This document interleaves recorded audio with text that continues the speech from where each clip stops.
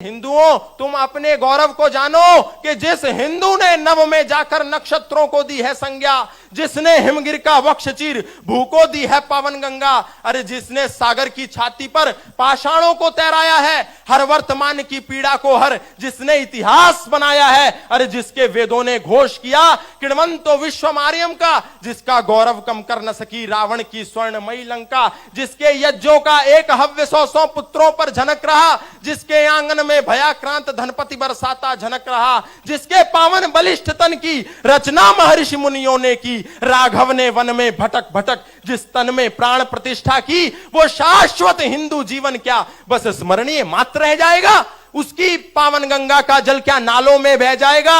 उसके गंगाधर शिव शंकर क्या लेस समाधि सो जाएंगे? उसके पुष्कर, उसके प्रयाग क्या गर्त मात्र हो जाएंगे?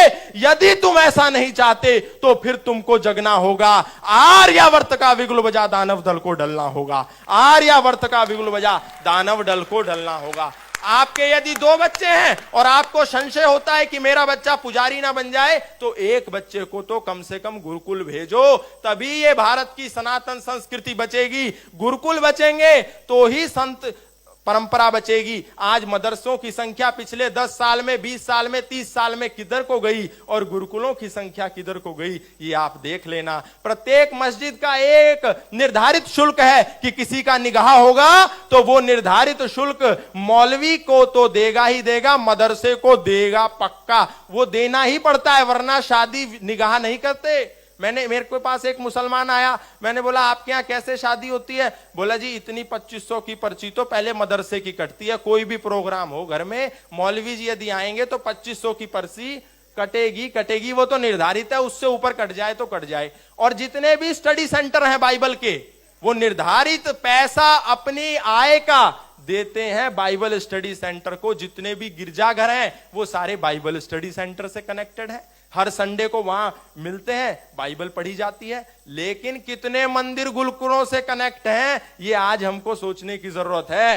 मंदिरों के साथ साथ गुरुकुलों को भी बढ़ाना है, क्योंकि राम मंदिर जो बन रहा है वहां राम जी आपको चिल्ला चिल्ला करके एक शंखनाद कर रहे हैं और कह रहे हैं कि मैं मंदिरों में ही यदि सिर्फ कैद रहा तो फिर से उजाड़ा जाऊंगा, मुझे विद्यालयों में भी पढ़ाया जाए, मैं तभी काम आऊंगा, मैं तभी काम आऊंगा। बहुत बहुत धन्यवाद।